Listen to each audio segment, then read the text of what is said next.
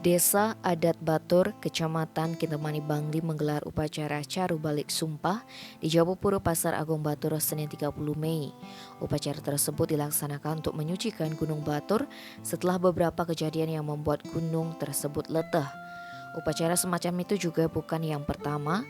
Pamucuk Desa Adat Batur Juru Gede Batu Duran mengatakan beberapa tahun lalu pernah digelar upacara yang sama karena ada wisatawan tewas di Gunung Batur.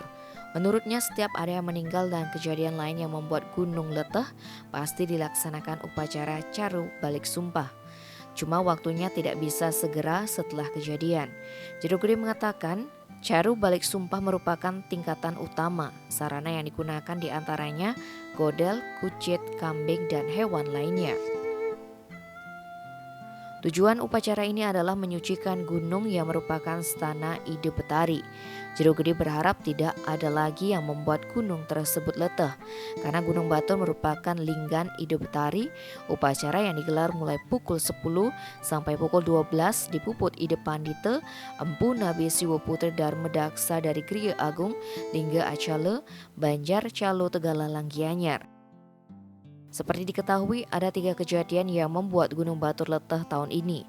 2 orang meninggal dunia dan seorang wisatawan menari dalam kondisi telanjang di atas gunung. Tim Bali Express melaporkan.